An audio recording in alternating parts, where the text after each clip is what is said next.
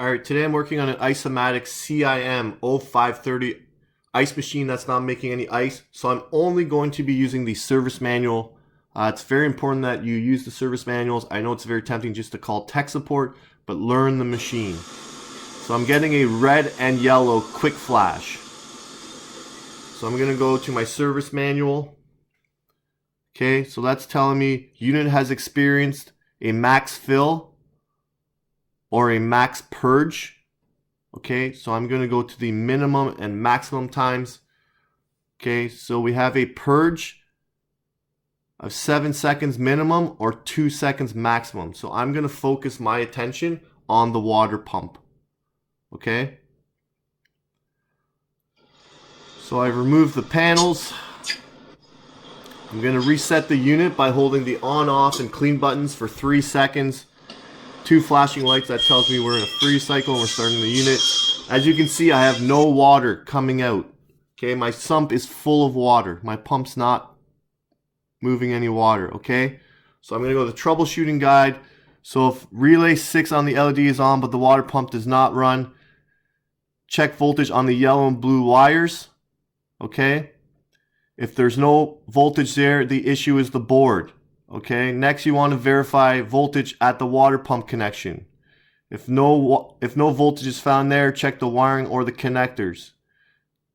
If voltage is found at the water pump connector, but the water pump won't spin, the issue is the water pump. Clean or replace as required. So there's my LED 6, it's on. So it's telling me my board should be sending voltage. Doesn't mean it is, but that part of the board's doing its job.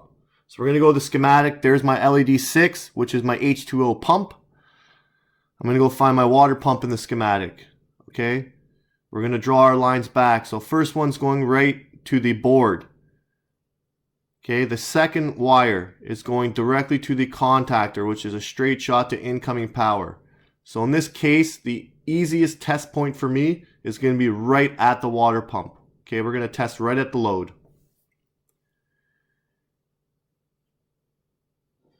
So I do have 120 volts right in that Molex connector for the water pump. So I'm going to take the water pump out. It's very easy. Turn it counterclockwise. It drops down.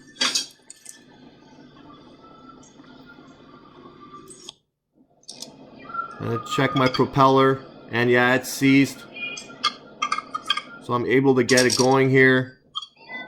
It's spinning freely now. This thing can seize up at any time again though, so I am going to change the pump because there's only one ice machine on site.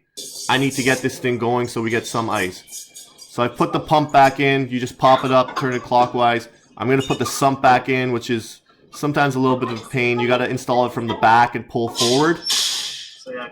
And then it's going to click over the tabs, and then you're going to push it back towards the unit.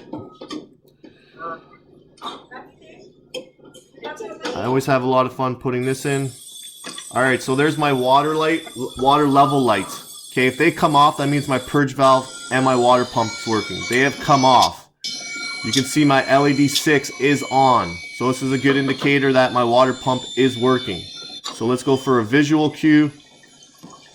I have water flowing out of the water manifold over the coil. So at this point, I'm going to time the ice cycle. Okay, I'm 1 minute late, so I'm at 1 minute right now. It's very important to time the cycles because you don't want to be 20 minutes into it and thinking, hey, should I be in harvest or should I not? So I always time the cycles. So I'm at 13 and a half minutes, which is actually 14 and a half minutes. I've gone into harvest. Okay, I have a nice uniform sheet here, good thickness.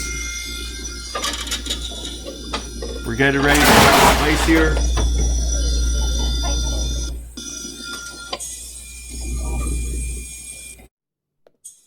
So we're at 14 and a half minutes, which in fact is 15 and a half minutes. This machine should take about 15 to 17 minutes to drop ice. That's good timing. So my pump was seized. I'm going to order a new one and replace it because this is the only ice machine on site.